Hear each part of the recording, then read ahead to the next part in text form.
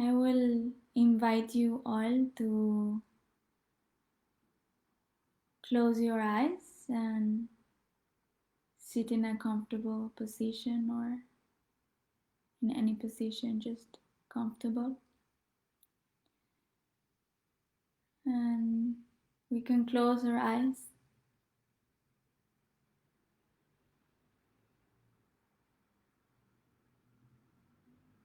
fully arriving in the space,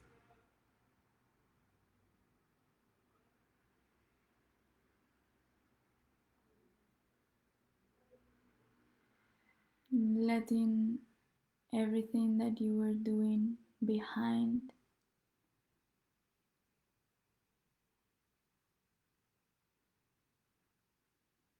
and being completely present now, here.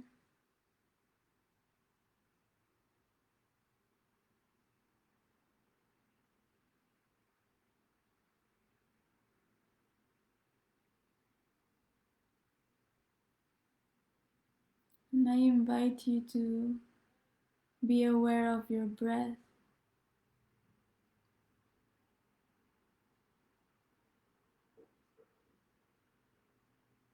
how it starts to slow down,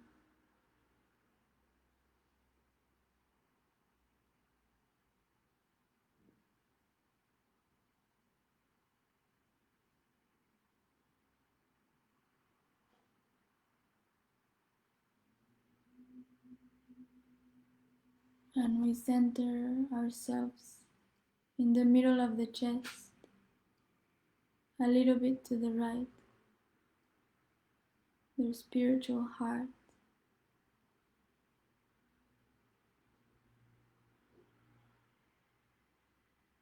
this infinite space.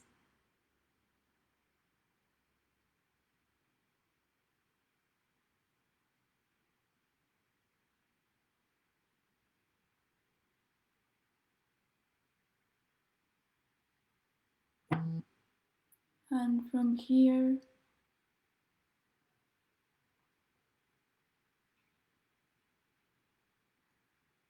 I invite you to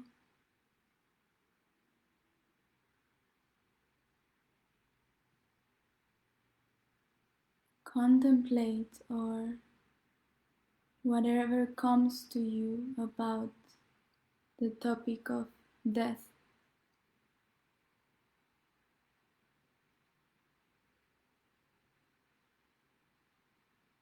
and to invite everything that comes with it when you think about it, when you feel about death.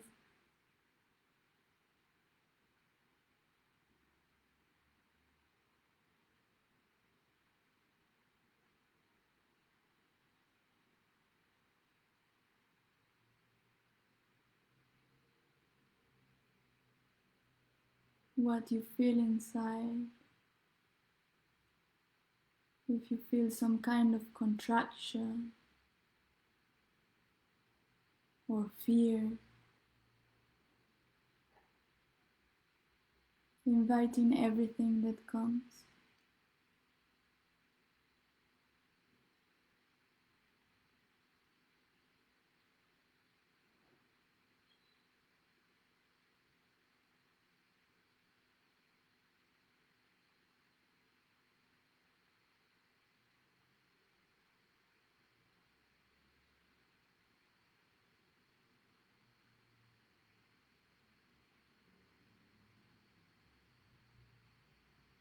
And with awareness, we can slowly open our eyes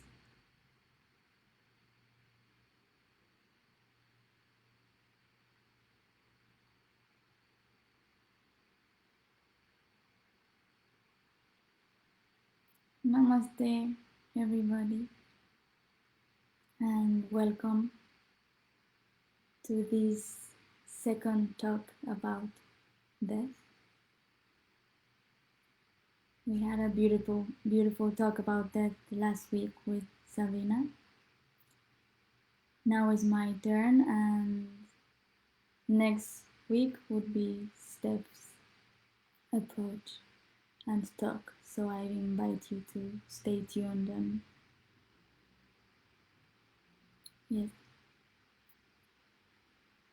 So mostly tonight I want it to be an invitation for all of us just to contemplate about death and how we feel about it when we hear death or when we feel it so close, or if some family member or friend or somebody just dies, and what that means for you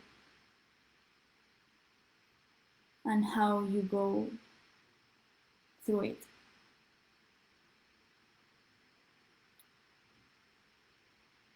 So I would like to share some quotes, and mostly I feel like tonight I want to share quite a few quotes and really contemplate about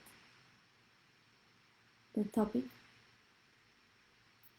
I feel it's a topic that usually is not that talked, like you don't talk much about it, and I feel it's so important and it's somehow part of life, and we just kind of do like this and we don't really want to see it. There's a huge fear to the topic that comes with all. So I will start with some quotes.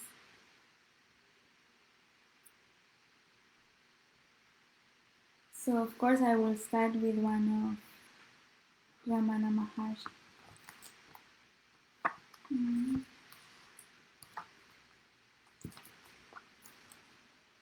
So it's just like this. All right, death has come. What is death? What is it that is dying? It is this body that is dying. Let it die. Deciding thus, closing the lips tightly, and remaining without breath of speech like a corpse.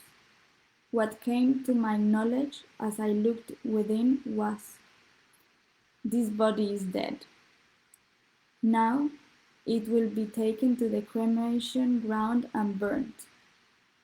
It will become ashes. All right, but with the destruction of the body, of this body, am I also destroyed? Am I really this body?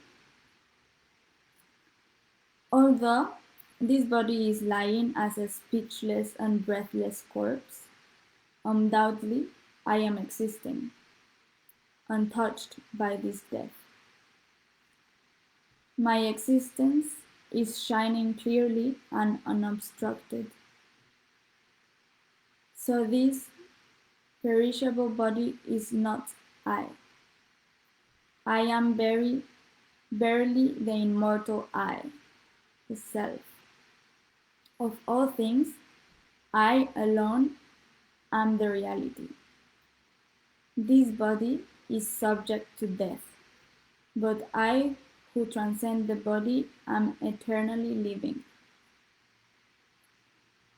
Even the death that come to the body was unable to touch me.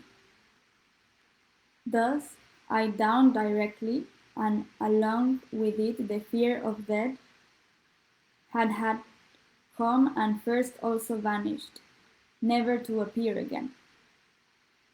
All this was experienced in a split second and direct knowledge, and not as a mere reasoning thoughts. From that time onwards, the consciousness of my existing transcending the body has ever continued to remain the same.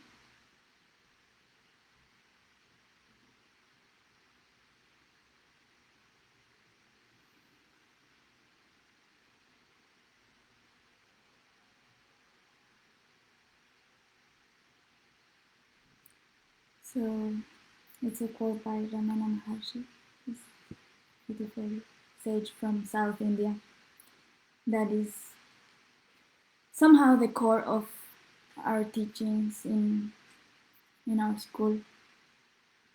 Um, so just by hearing this, for me it comes a huge question mark and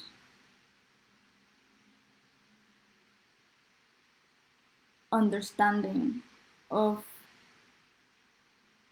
why we fear so much to death, and that it's because we feel that we are just this body. So of course if this body dies, we die. And for me just this topic comes with a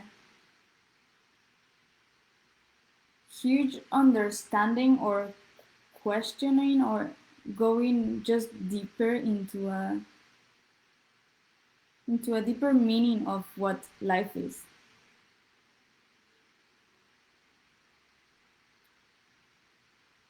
And understanding that how limiting it would be or it is just to think if I'm just the body.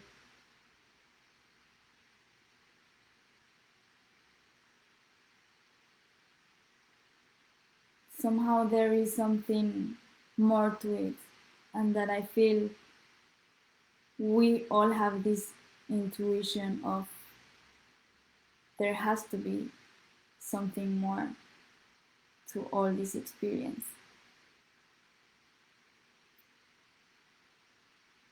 So it comes from the hand with self-inquiry for me, of really what is this I, and who who am I? Like what is that I that you refer to?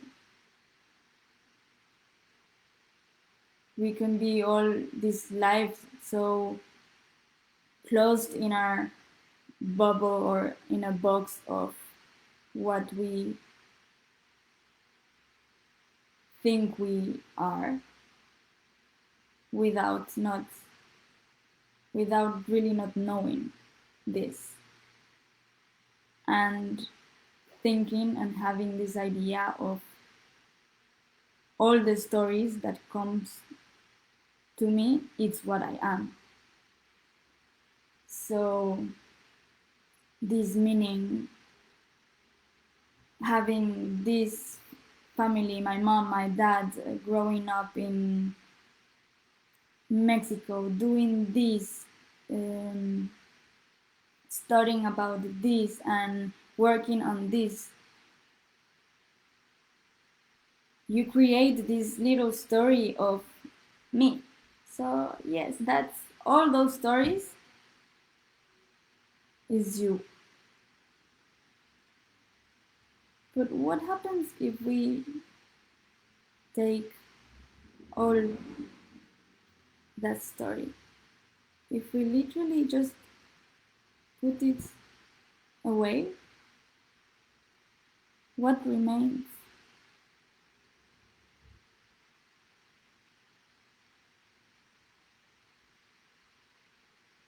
What is it that, like, since we are little, there's all, like, since we are little into now, there's something that has been always there with us. What is that? Like, really, for me, just this invitation about contemplating about death is contemplating about life, because it's not that they are separate. Death comes with life, and it's not, it wouldn't be because of death that without death life doesn't have any, there's no purpose of it. It's and it's not sacred if death is not there. So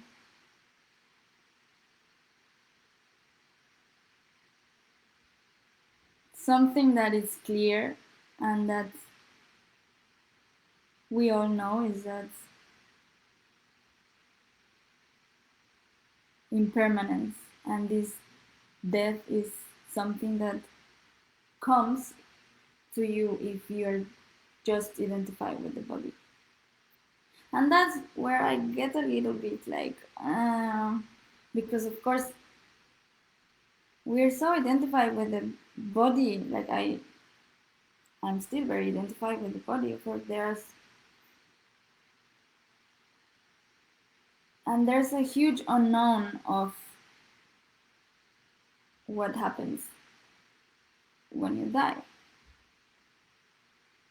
And of course, there's reincarnation, there's just the soul going, like it goes away from this body and it just unites with this consciousness that we are. But of course, this is not something that you can just understand with the mind, you know, and it's something that it's felt. And this is where meditation comes and helps us and just realize that it's our true nature just to be still and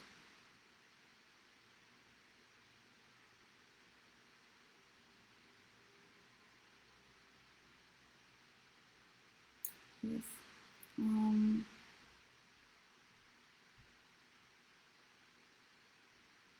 So I will read some other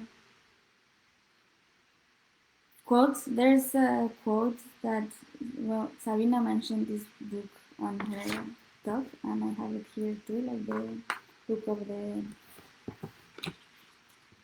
Tibetan Book of Living and Dying, and it's just so beautiful to how it approaches and very easy to read if you're interested. And from this book, I want to read a quote that says, Gyaltse Rinpoche, about facing death. Planning for the future is like going fishing in a dry gulch. Nothing ever worked out as you wanted. So give up all your things and ambitions. If you have got to think about something, make it the uncertainty of the hour of your death.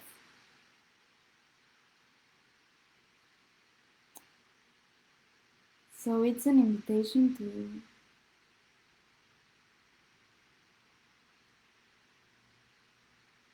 to feel this death and to be present.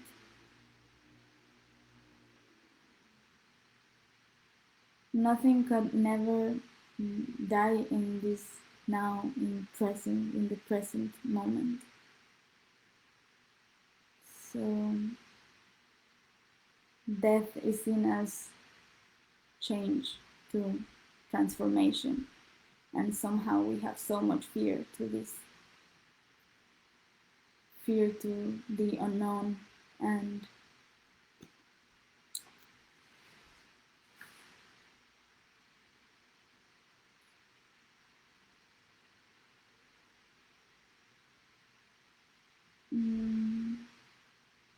in general I feel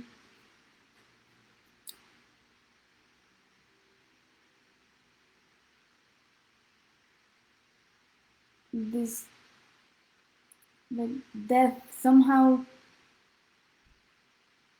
it's just there, it's here all the time, and we just take life for granted just as it is. So it's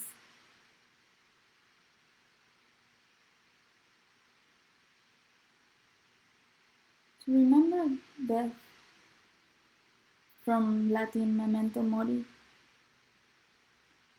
Remember death, remember your immortality and how fragile life can be.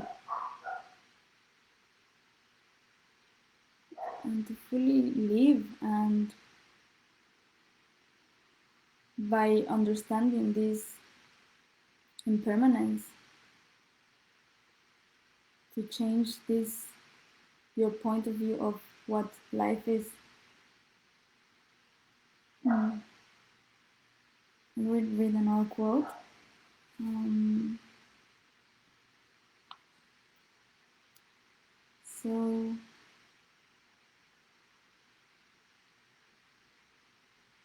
without the taste of death, now is tasteless.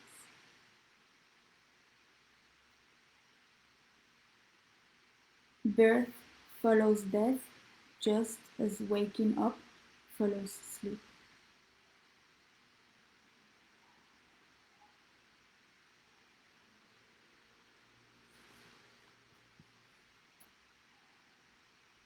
We will read a quote of Nisargadatta Maharaj. The real does not die. The unreal never lived. Once you know that death happens to the body and not to you, you just watch your body falling off like a discarded garment. The real you is timeless and beyond birth and death. The body will survive as long as it is needed. It is not important that it should live long.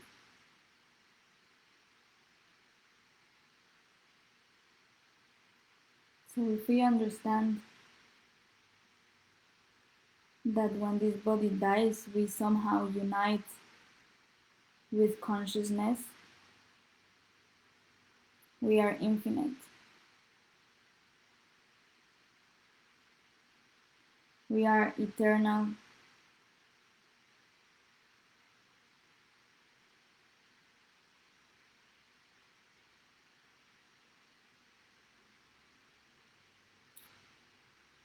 There's a story about a Sufi mystic that asks to his disciples, or just to the people that are with him,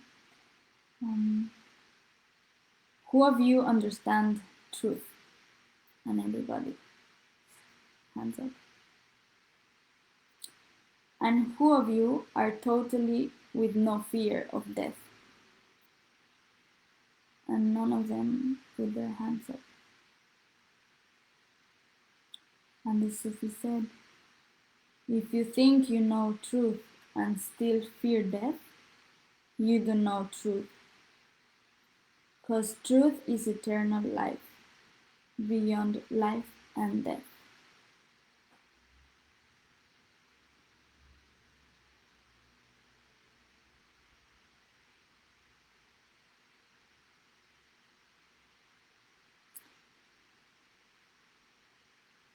So,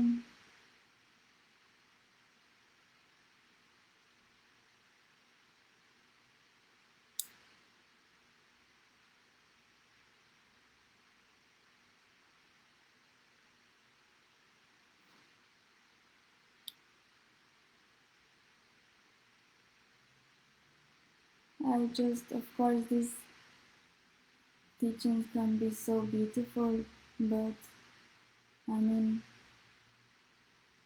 sometimes for me it's still hard to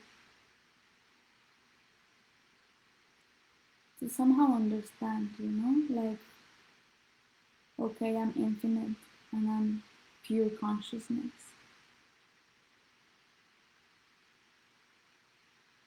but I still experience relatives dying, and it's, well, their physical body is dying, and I'm still identified with that name and form, Nama Rupa, like,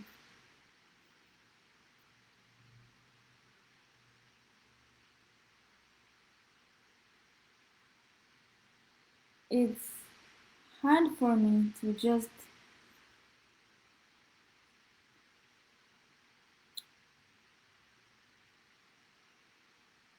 see it sometimes like this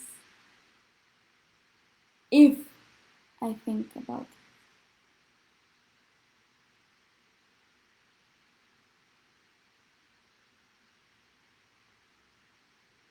So, well, apart of this, I wanted to share a little bit of how beautiful we have some traditions about death and how in some countries it's been a topic that is been more alive than others or more easy to somehow understand and not be a taboo to speak about. And speaking about Mexico, of course, and how we celebrate death as from many thousands years ago. It started with the indigenous and how they always worship death and see it as a divine part of life, and how this tradition has been evolving all the time. So it's never been the same, or even in with the same or different indigenous traditions. They didn't have just one tradition; they were different in depending on which region you were. And it's so beautiful that you just have one day that you honor death, and it's a party, and you're not, it's not like in a funeral that normally it's something that you're just crying. For me, and I see it, I've always seen it as a celebration, and this tradition has always been like this. So it's celebrating that life, of course, and to be there and to respect our loved ones that passed away in the physical body. And it's a night where you can put altars. I don't know if you can see these pictures. There are some altars from the Day of the Dead in Mexico, and how in this day you just you can put pictures in the altar of the loved ones that passed away, and you put flowers. Is the cempasúchil flower? I think it's marigold in English. Is these orange flowers that are actually put there to show the way to the death back to their place of rest, because in this night is like they come from the realm of spirit, the spirit land, to the realm of the living. So we share their favorite food with them, and we drink some pulque, that is a fermented drink from agave, and a tole, that is like a porridge with cinnamon and I don't know, cocoa and things like that, and then our hot chocolate too. And it's just a huge, massive celebration, and with the years it's been growing more and more, so it's evolving all the time. It's not something that it's been staying. Like, for example, now it became so popular with it became really popular, like, internationally, about the parade that is done in the Day of the Dead. But this was actually not some kind of the it wasn't done in the tradition. Like, maybe in some parts they were similar things, but not like huge parades, and not all the makeup, and somehow combined not with Halloween, but a little bit. Um, so this it's been evolving, and of course this parade comes from literally the James Bond Spectre movie that was filmed in Mexico, and from there it just stayed, and now every year they do that huge parade, and so it's a tradition that it evolves all the time, and somehow it's a huge celebration of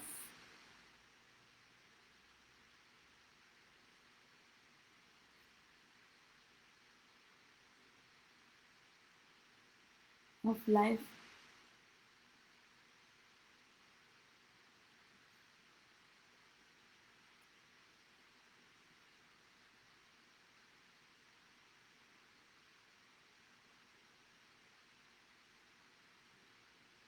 There's a beautiful movie too that you can see this. It's called Coco, and even I remember when my grandma left her physical body 2 years ago to explain to my little sister and little brother, we put this movie to explain what was happening to my grandma. So I recommend it to watch.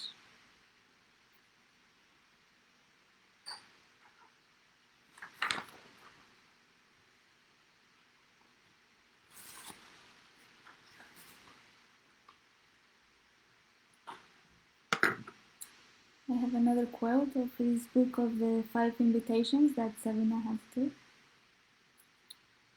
Um, Death is a close and personal meeting with the unknown. Many of the dead that have returned thanks to science share that this experience revealed the purpose of life. This is not to be rich, famous, or powerful. The objective of each life is to grow in wisdom and learn to love better and more.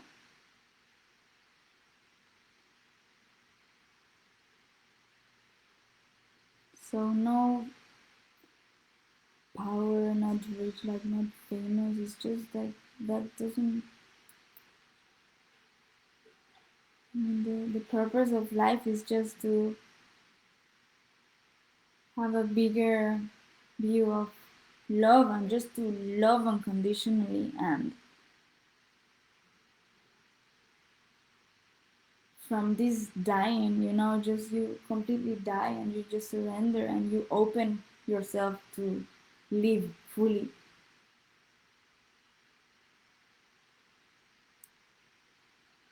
And for last, I'm gonna tell a story. One. I'm gonna tell a story that I don't remember it quite well, but so I will kind of invent the where it was. Okay. Um, there was this master and his disciple, and the disciple was going to the supermarket. And in the supermarket, suddenly he sees this woman and like this person that was the death. So he saw him and he was so scared that he just ran away and went to his master. And the master was like, "What happened? Your face is like..." He said, "Yes, it's just I was in the supermarket and there was a woman there and the death was there and I got super scared. Can I take your horse? I want to go to the desert." And master says, "Take it, take it." And so he leaves. And then the master goes to the supermarket and says this lady to death, like, "Hey, what are you doing? You scared my disciple." I can't say it in English. just, the dead says, well, I was just surprised to see him here because I had an appointment with him in the desert. So,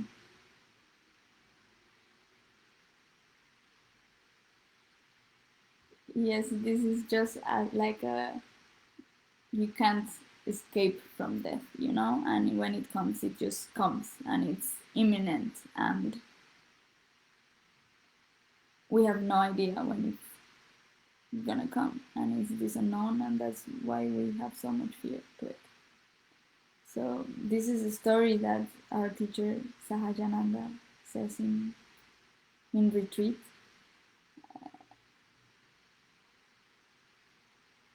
So yes, I invite you to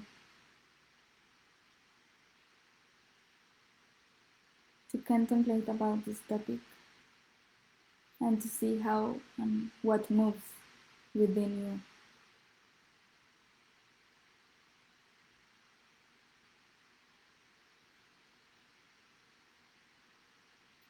So I don't know if there are any comments, any questions.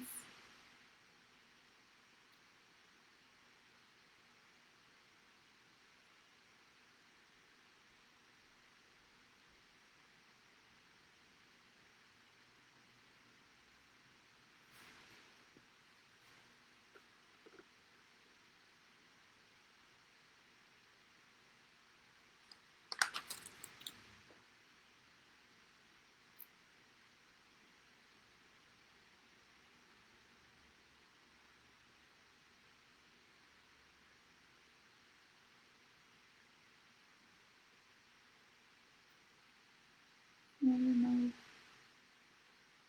I will wait a bit to see if someone has any questions.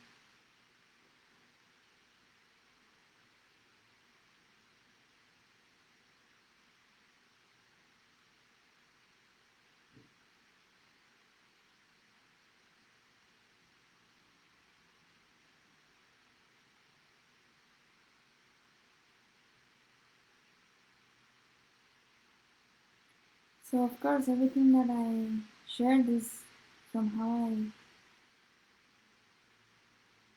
I see it, you know? Like at the end there is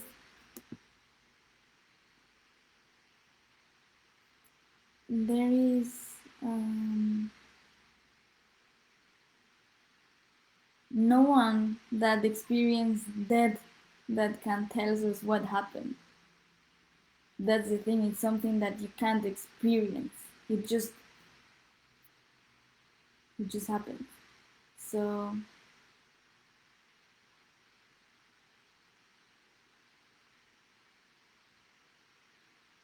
we live with this unknown, and I feel from this is just really a huge invitation to, are you living? Are you really living?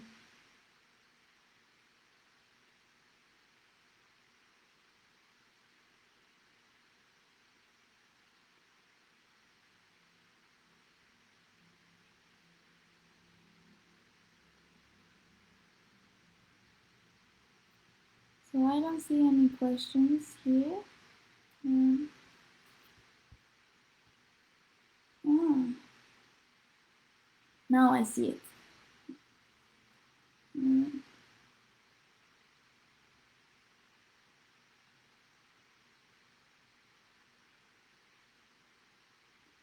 So Sabina asks about some practices or contemplations that I do to connect with death. Um, Thank you for the question. Actually, in the tantric path, there are some yogis or people that meditates close to a corpse. Of course, I haven't meditated in a corpse yet, but I really love being in cemeteries and really spending some time there meditating, knowing that there's no one there and there are maybe just bodies and nobody is actually there. But for me, it's a huge way of accepting and just being present with what it is. And I find it very beautiful. And even to be with people or older people that are sick or they are like in their terminal days, if you can say so, like just to be with them and feel this natural state that comes with this and so much peace that they emanate.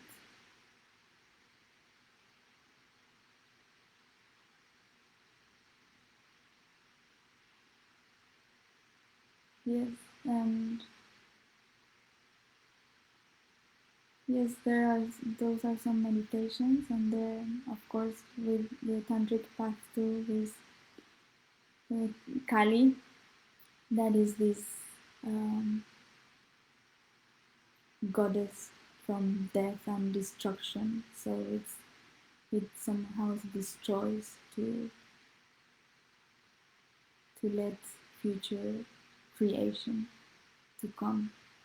And so sometimes I meditate, I contemplate about Kali and another called Chinamasta.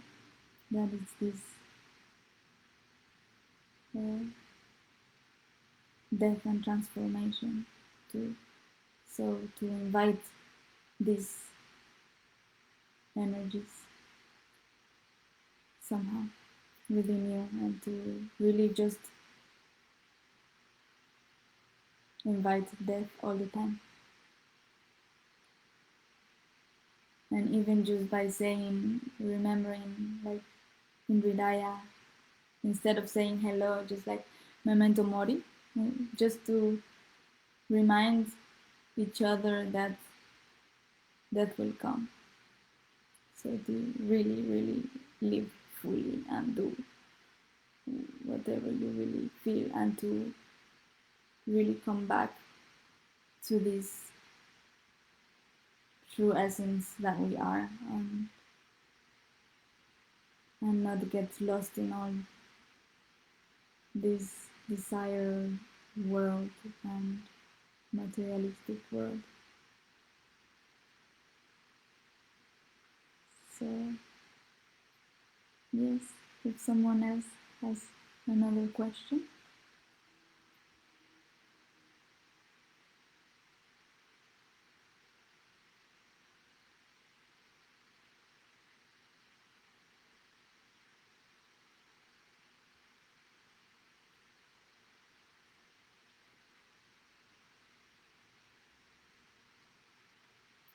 Thank you, Zarina.